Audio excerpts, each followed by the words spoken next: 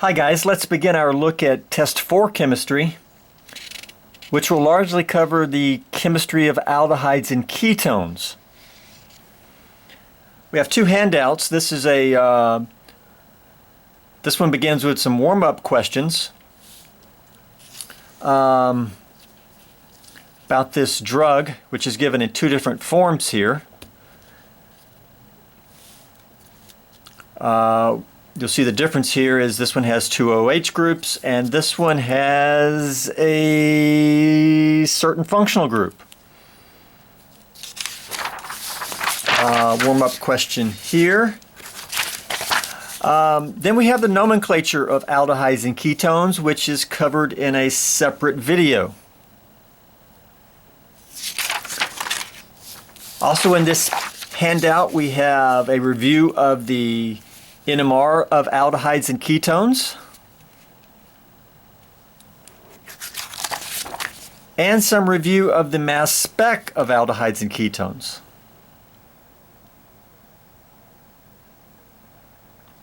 Of course, alpha cleavage and McLafferty rearrangement, two very common cleavage pathways for aldehydes and ketones. The remainder is miscellaneous handout pages that we will refer to as we move along. Also, the Wittig reaction I see is here. The other handout is our outline, and it begins with a schematic which shows the various reactions, or at least most of them, that we'll be covering for aldehydes and ketones.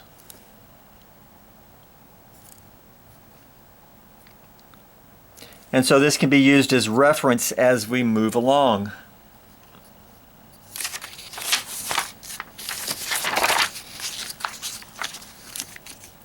And we'll begin here with our outline.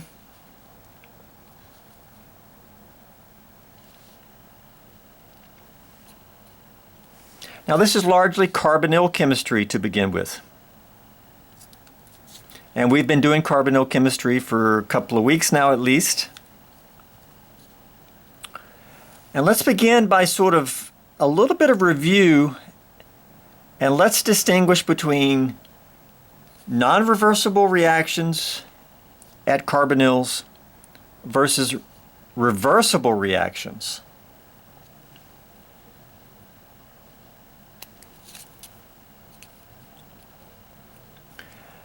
Now we have been doing non-reversible reactions for the past couple of lectures. When you add a hydride reagent to a carbonyl, that's an example of a non-reversible reaction.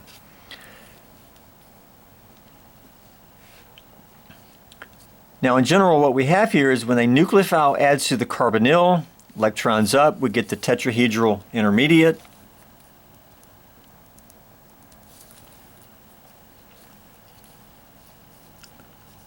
The nucleophile, in some cases, will not act as a leaving group. That is, it cannot reverse. But in other cases, it can reverse. That is, after the nucleophile adds, we could conceivably just reform carbonyl and kick off the nucleophile. And that would go back to the carbonyl and regenerate the nucleophile. Well, that's considered a reversible reaction at the carbonyl. Now that can happen, but it's not going to happen when the nucleophile is a hydride or an alkyl or an aryl, basically plain H's or carbon groups, okay? Groups that we would never expect to be leaving groups. Because when this reverses, the nucleophile is acting as a leaving group, okay?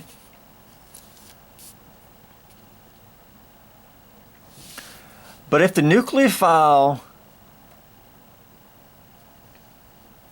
can turn around and be a leaving group, then it can reverse.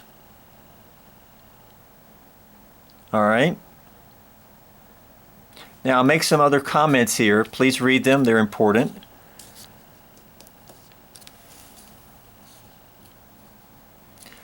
As we move ahead, we will clarify what type of nucleophiles are we talking about, in which could reverse. Now, just like above, if we get to this point, we can protonate this oxygen anion and get to this product. That's still possible. But an additional reaction we'll see with these types of nucleophiles is the oxygen may then be a leaving group, and we may lose this OH group. And we may lose it either as hydroxide, or if we're under acidic conditions, we'll lose this as water. And in this case, this is typically going to require a lone pair on the nucleophile. And if there is a lone pair there, that lone pair can move in and make a pi bond and kick this oxygen off. Anytime you make a pi bond using a lone pair, easy to do. We end up with a double bond to our nucleophile, and the original carbonyl oxygen is now gone.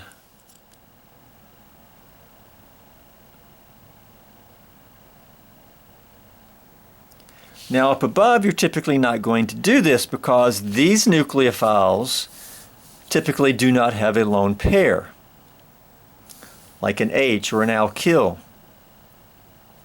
where these nucleophiles will have a lone pair, and we can use that lone pair to form this pi bond and kick off the original carbonyl oxygen.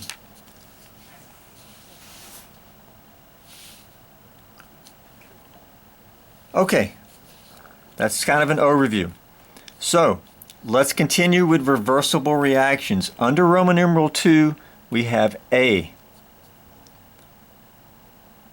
Now I'm calling these simple additions. We've used that term before. Here I'm meaning that the carbonyl oxygen is not lost as water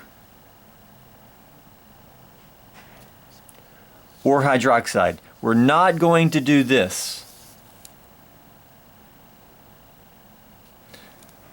Okay?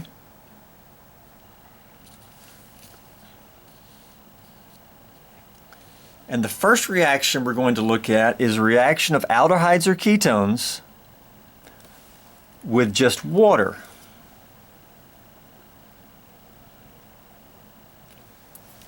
And this reaction will give what we know or call hydrates.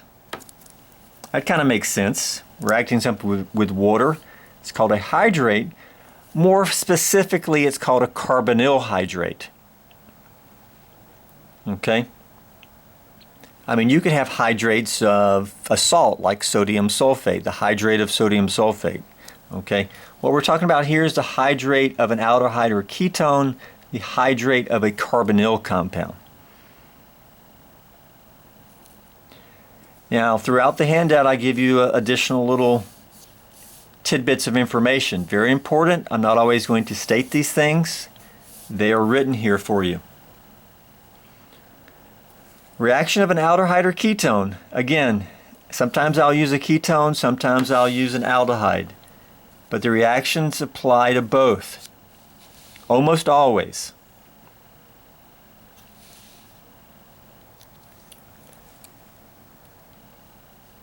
This ketone reacts with water, we can get this hydrate. All right, functional groups, new functional group. What is a carbonyl hydrate?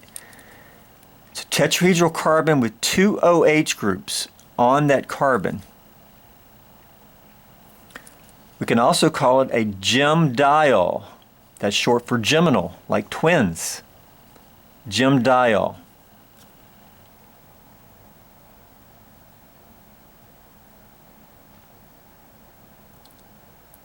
All right. Now this is always in equilibrium when the carbonyl compound is around water. Now the equilibrium typically favors the carbonyl compound. Okay? Highly favors the carbonyl compound. And most hydrates are not stable. They will convert to the carbonyl compound. This equilibrium going this way is actually really small. Okay? Not that big. That is, if you had a hydrate, it would typically lose water and form the carbonyl. All right? And indeed, you need to be able, if you're shown a hydrate, you need to understand if this lost water, what would it convert to? And it would convert to that ketone. All right.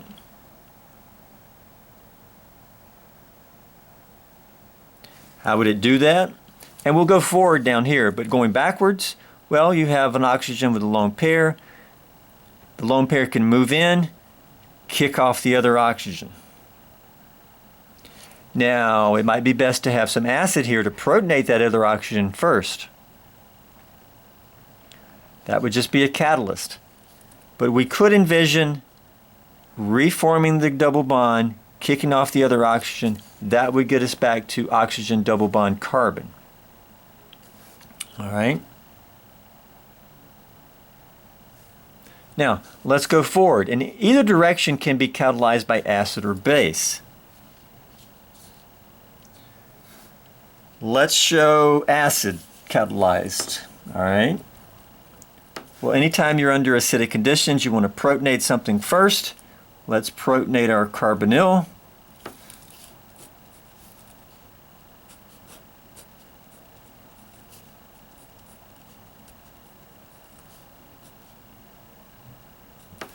Give us that there.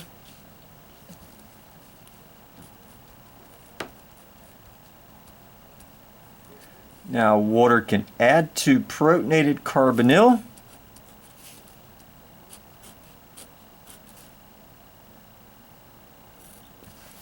All right, it doesn't matter. I'm going to actually draw the new bond to oxygen over on this side.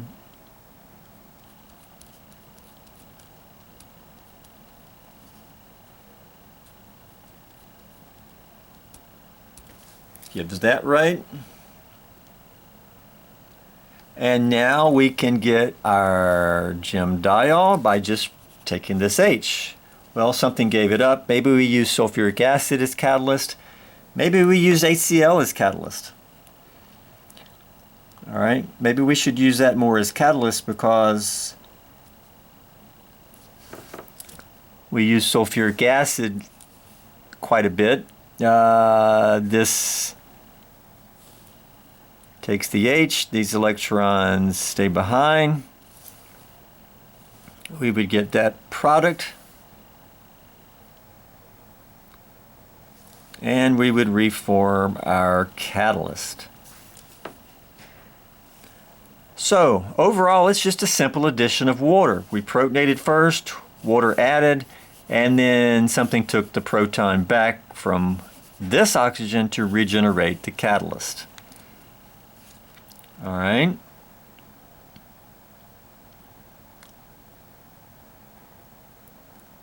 Every step here is reversible. If we had the diol, we could protonate one of the oxygens and we could get back to here. And if one of the oxygens was protonated, we could use the lone pair from the other oxygen, move it in and kick off that water. That would give us this. And then this Cl minus could take that H and we would get back to our neutral carbonyl. True equilibrium. But at equilibrium, again, the carbonyl form is highly favored.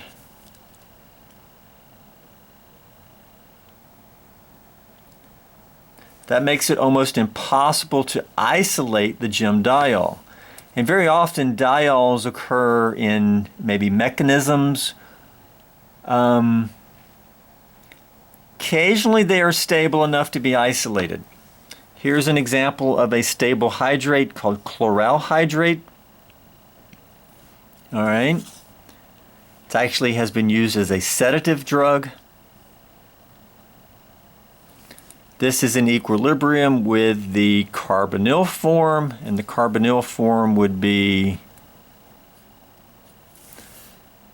please make sure you can draw it. Pause the video, draw the carbonyl form here.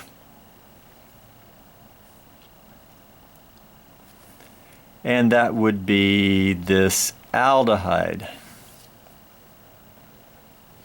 All right. There is an H there. That's the same H. Carbonyl versus gemdiol.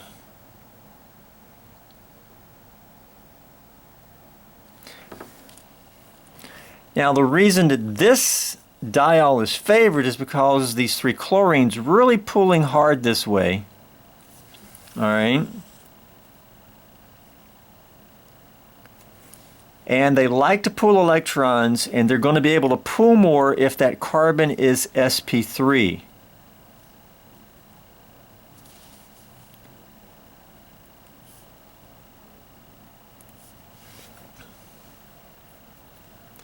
When the carbon is sp2, those greedy chlorines can't pull as much.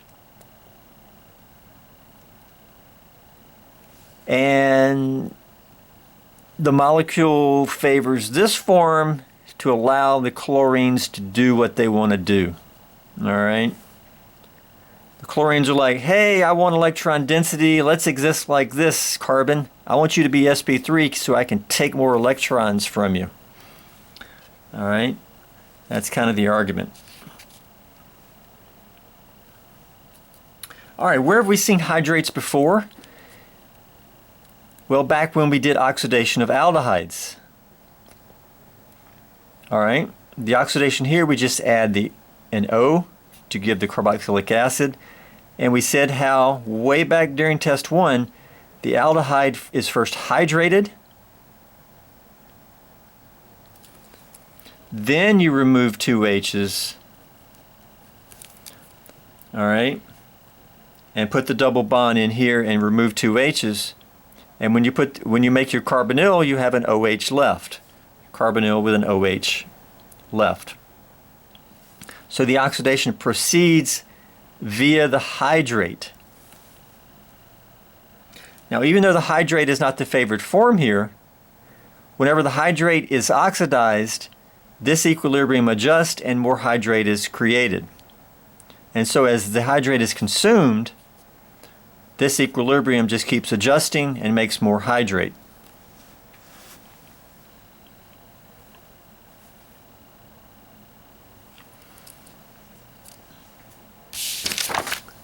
Okay, another simple addition is reaction with HCN.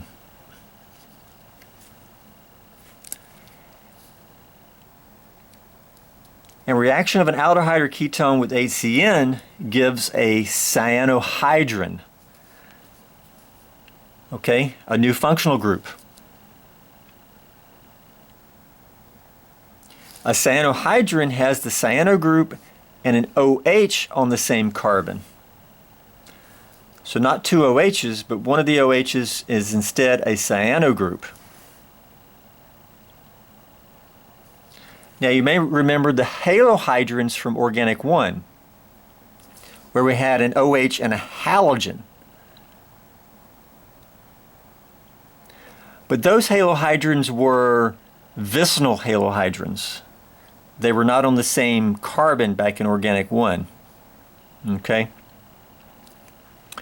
When we took an alkene, reacted it with like chlorine and water, and that would give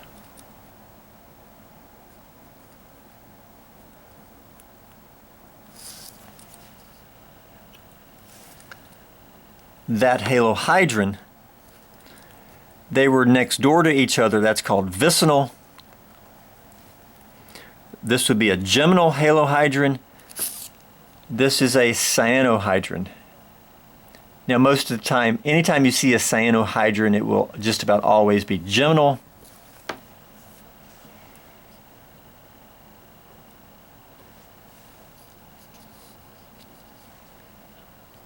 Mechanism here. Now, HCN is a weak acid, all right? But I'm still going to use it to protonate the carbonyl. In fact, let me just go ahead and protonate the carbonyl. All right. I'm going to say this is just an H plus source. That's how we protonated the carbonyl. Then we have the cyanide. And if these electrons now add to the protonated carbonyl, there you go. That gives you your cyanohydrin.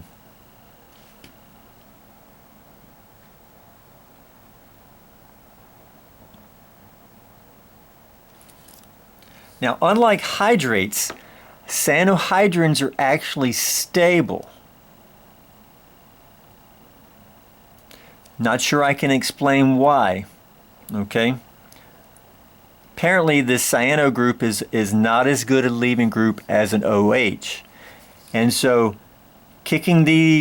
reforming the carbonyl and kicking off the cyano group is apparently not as easy as we might think. So they can be isolated. But they will reverse.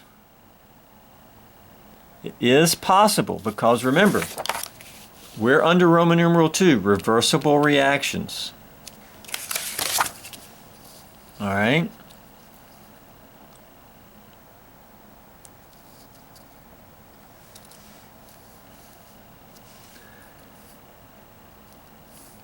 Particularly with heat. Now when they reverse, let's serve the reversal here. These electrons move in here, kick this off. All right. That's going to give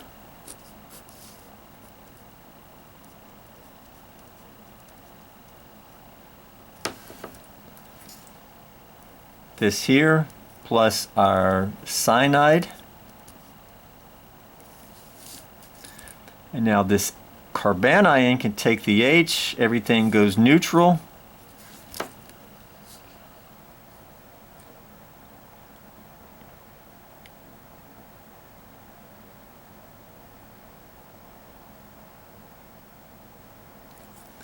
We're reversing the above reaction. It can reverse. All right, and when it reverses, we expect to make HCN. All right. Now HCN is highly toxic.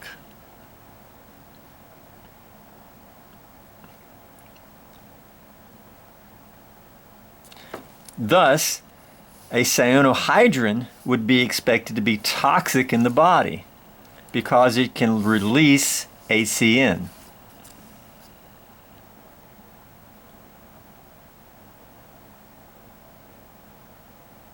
Now, actually, several years ago, there were some cattle over in Africa, and a lot of the cattle were dying just out in the field. And it turns out what was going on is they were eating some hay that had become infected with a microbe that was creating a cyanohydrin. Okay, as a natural product. And when the cows were eating the cyanohydrin, once this molecule entered the body, it started breaking down, or we can say decomposing when one molecule breaks into two, okay?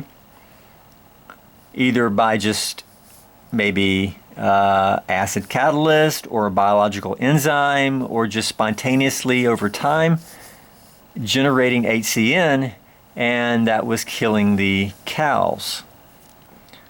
Took a while for them to figure out what was going on. Sometimes cyanohydrins are created as a natural product. Indeed, I believe the pit of stone fruits such as peaches contains a cyanohydrin. So that's one of the reasons you do not want to eat the pits of stone fruits. Not sure why you would eat the pit of a peach anyway. It's very hard, but maybe you would want to grind it up and put it in a smoothie or something, thinking you're going to be healthy, but you're actually ingesting the cyanohydrin. Okay. Synthesis of cyanohydrins. HCN, toxic. It's also a gas. All right. Very hard to work with a toxic gas in the lab. Is there a more convenient way to make cyanohydrins? The answer is yes. Right here. What do we need? We need a proton source and we need cyanide. All right. These reagents here give that. They're both solids. All right.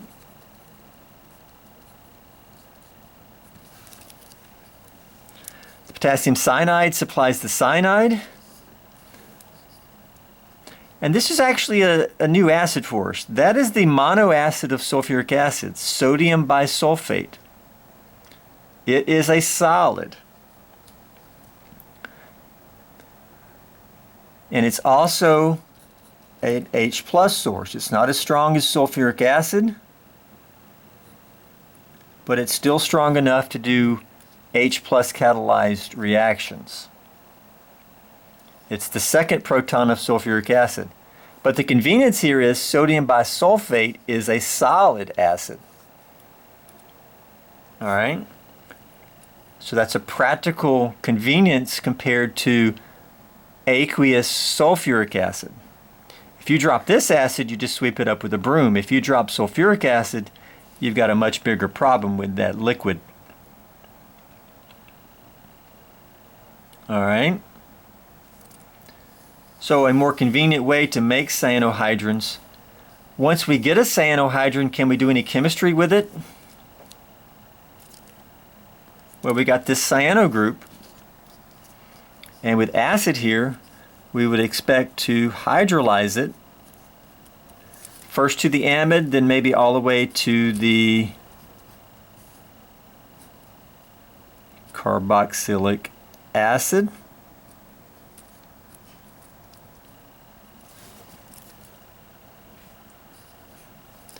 So this is just a nitrile hydrolysis I'm showing.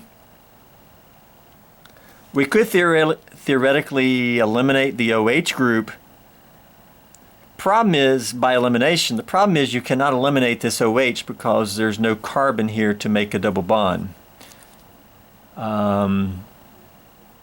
You cannot put a double bond here, so this OH is not going to eliminate by an E1 mechanism.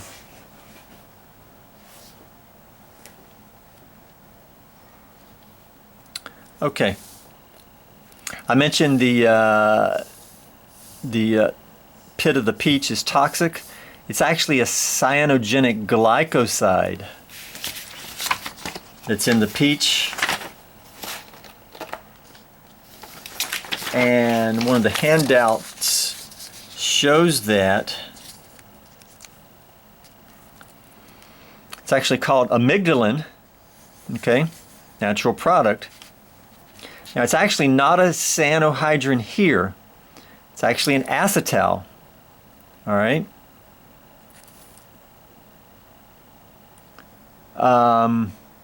We'll see that functional group later. The acetal first gets hydrolyzed to give the cyanohydrin. Then the cyanohydrin can decompose to give the carbonyl compound plus HCN. And the carbonyl compound here would be the aldehyde. It got hole punched.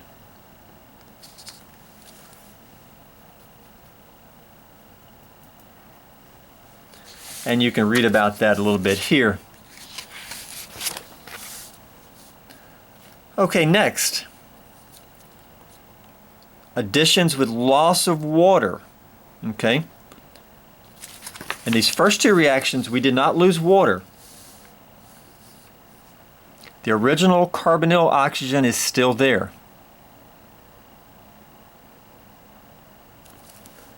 starting with B, we're going to lose that original carbonyl oxygen as water. Okay?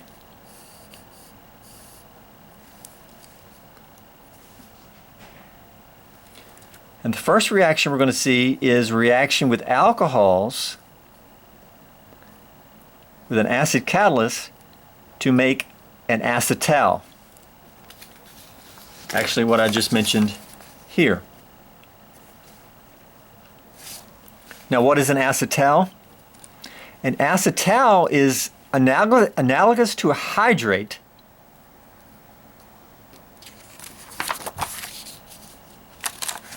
okay? Carbon with two OHs.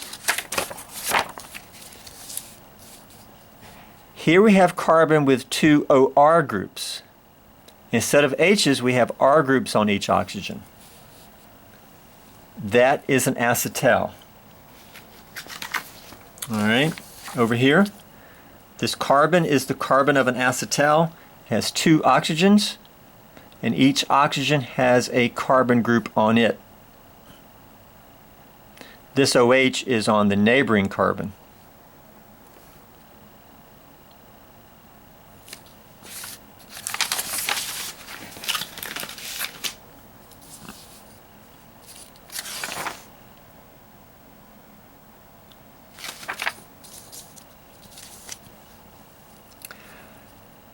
So let's look at mechanism here. Acid catalyst, very common to make acetals. I'm going to go ahead and protonate my carbonyl. I assume you all can do that. On a quiz or test, you need to show that step. Okay, the nucleophile is your alcohol. These electrons add to carbonyl, electrons up.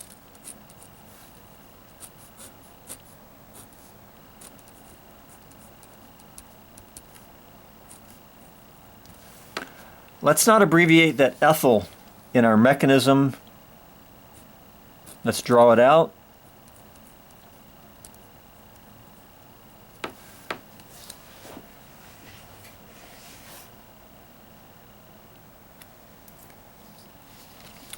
Nucleophilic addition to protonated carbonyl.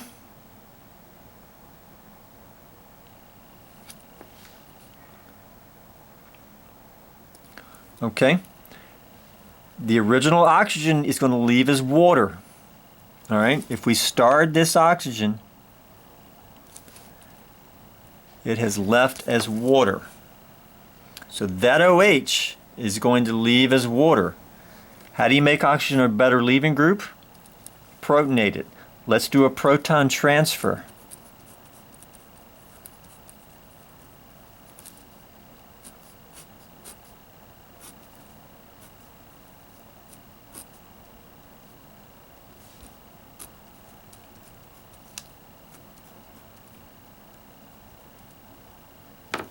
All right. Now, anytime you can make a pi bond with a lone pair, kick off a leaving group. Easy to do. I'll come here. Also, I'm getting let's straighten out these bond angles a bit here.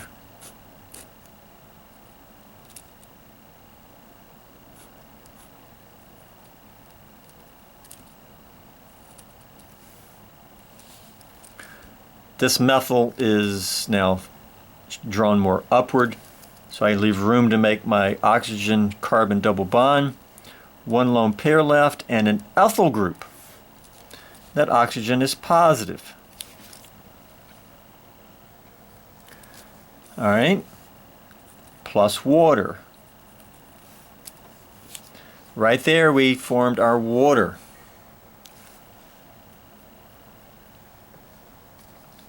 Now at this point, this oxygen cannot lose an H to go neutral.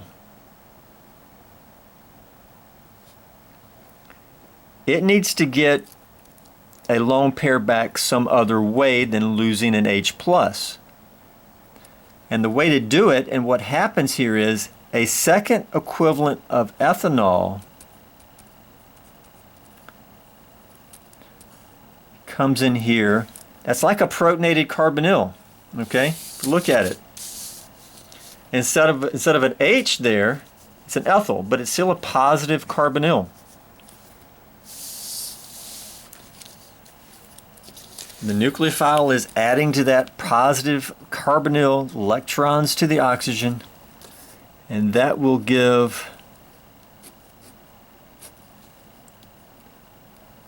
all right, I'm starting to get multiple things on this carbon. I'm going to put the methyl back down here. This oxygen I'm going to draw here. This is the one that was positive. It got its second lone pair back. It's now neutral. But also bonded to this carbon now is the second ethanol that came in. It has one lone pair remaining, and that's positive.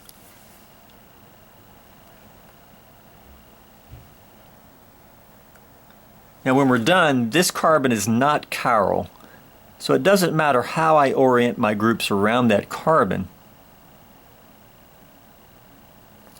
Alright, that's basically the acetal. I just have to remove the H+.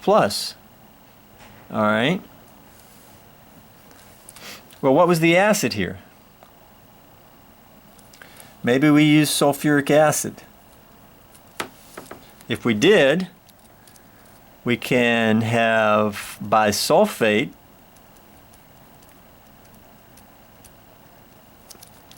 This takes the H, electrons stay behind.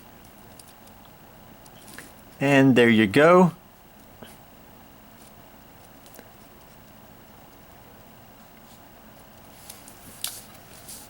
We now have our acetal, in which two O-ethyl groups are on that one carbon. We can reform the acid catalyst, whatever it was. Again, we could use water here. We produced water. Water could have taken this H. This is also an aqueous acid, so there's water there as well. All right, we've talked about that many times.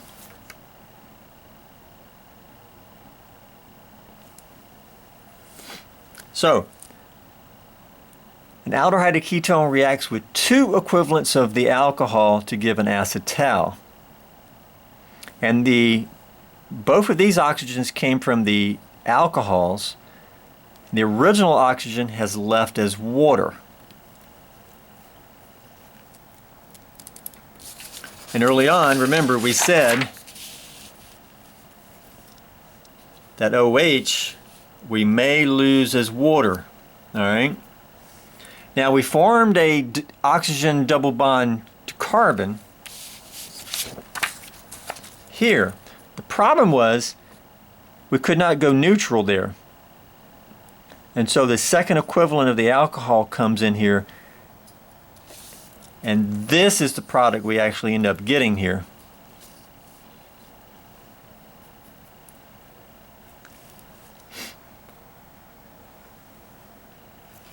Now, this reaction is completely reversible. All right? Every reaction we cover under Roman numeral 2 is going to be reversible.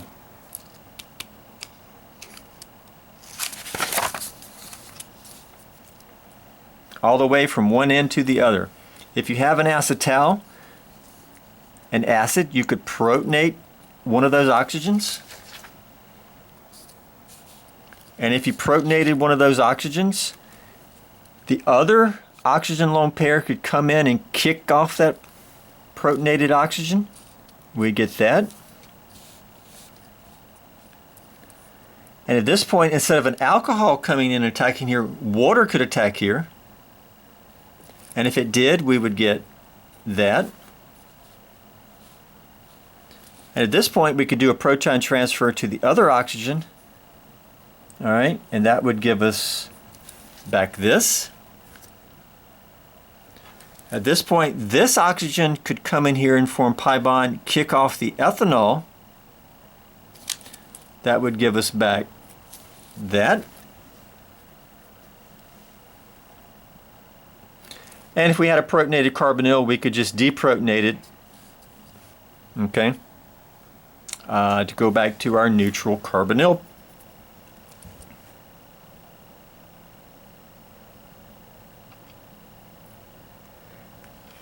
Thus, acetals can be hydrolyzed, reacted with water, most often with an acid catalyst, back to the aldehyde or ketone.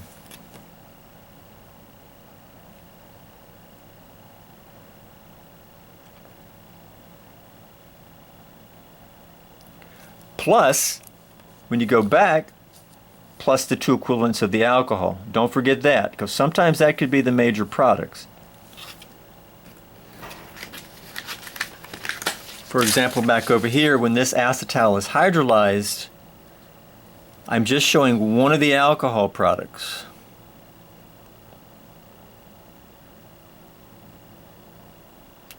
There's actually a second alcohol product and a carbonyl product from this acetal hydrolysis.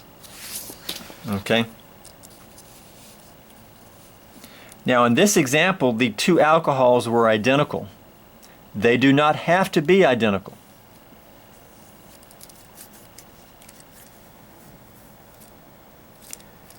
That is, acetals do not have to have identical R groups on the oxygens.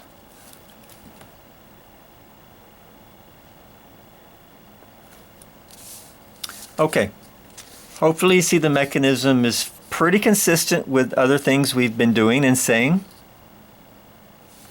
It's a true equilibrium.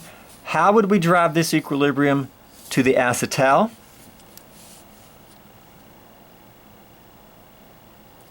All right, see if it's talked about over here.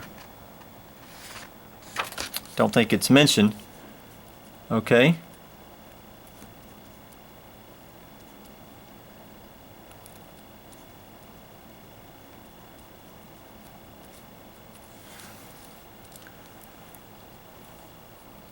We can remove water as it's formed. That would drive the reaction to the right.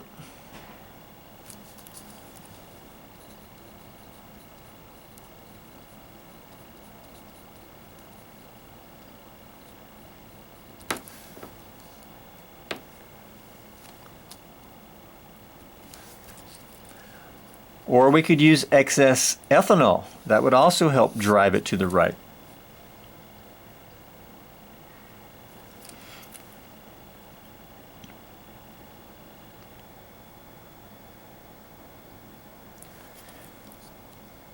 Now, in practice, a lot of times you boil out the water, okay? Boiling point 100 degrees Celsius. Boil it out as it's formed. You wouldn't be able to do that here because the boiling point of ethanol is 78, and the ethanol would boil out before the water would boil out or condense out.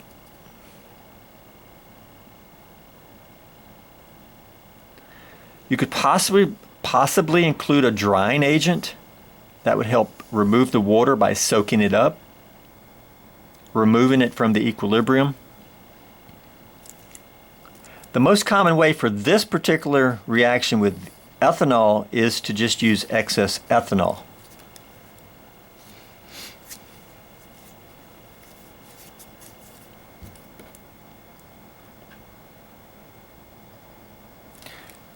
Now, if you had an acetal and you wanted to go back here, that's when you would use excess water.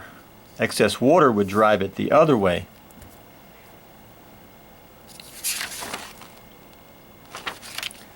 And so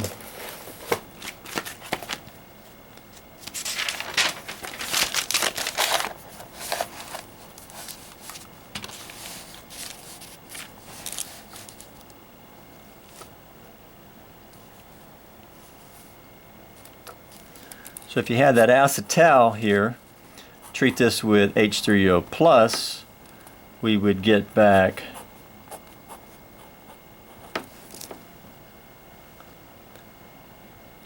carbonyl plus ethanol. All right, you can balance that if you'd like. But there we're using excess H2O with acid catalyst to hydrolyze the acetal back to the carbonyl compound. Exact reverse mechanism.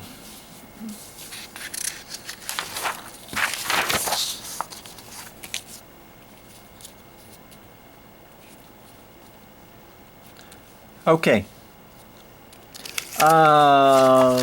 Let's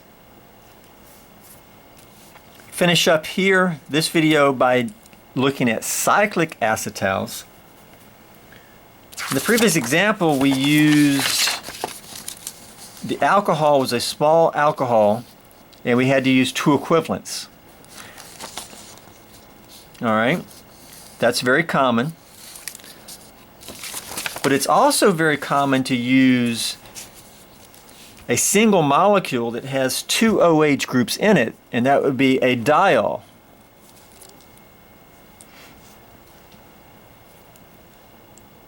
And if you use a diol, your acetal, okay, is going to be cyclic.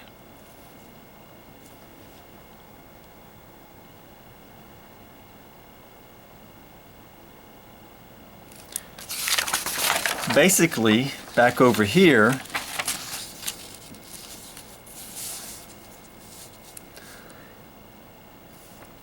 if the original alcohol had an OH group out here, okay, out here, it would be the one that attacked here instead of a separate molecule. It would the second oxygen would come from a intramolecular attack. All right.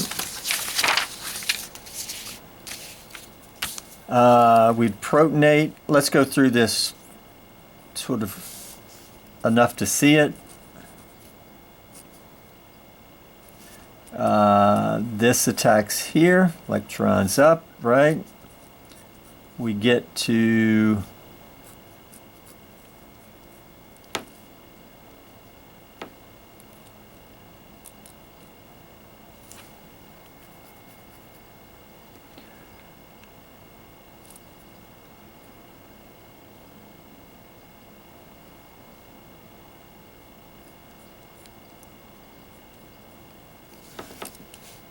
this here, proton transfer,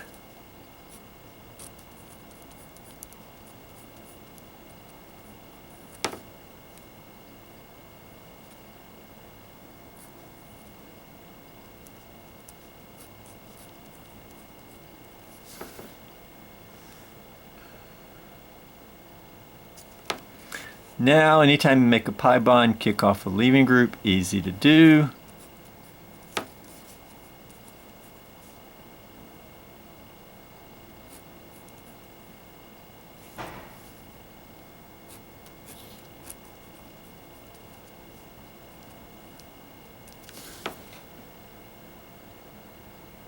Lost my methyl group along the way.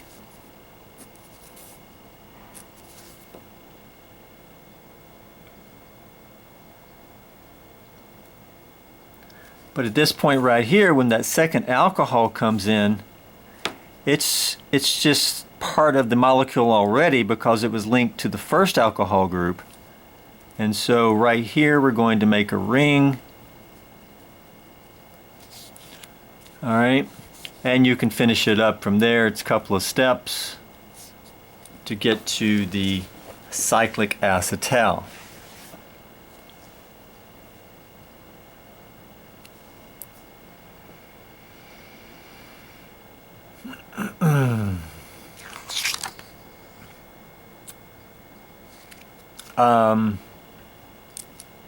Now cyclic acetals, really acetals in general, are often used as aldehyde ketone protecting groups. All right, and we'll pick up here in the next video. Now one reason cyclic acetals are fairly common is because this diol here has a boiling point of about 200 degrees. Now that's going to give a 5-membered ring here because there's 2 carbons connecting them. Could be more than that. It could be 3. That would give a 6-membered ring. Going to give the cyclic acetal plus water. All right. Now here, the boiling point of your alcohol is so much higher than water that you can do this reaction at maybe 120 degrees and you can boil out the water, all right, as it's formed, and you will not lose your diol because it has a much higher boiling point. And so that's a convenience, allowing you to condense out the water and drive the equilibrium to the right. Note in this reaction I'm using para-toluene sulfonic acid as the catalyst. All right. That is actually a dry solid acid. Sometimes it's a monohydrate, but it can be dried further. But it's certainly drier than sulfuric acid. All right. Now if you want to drive this reaction to the right, you don't want any water over here.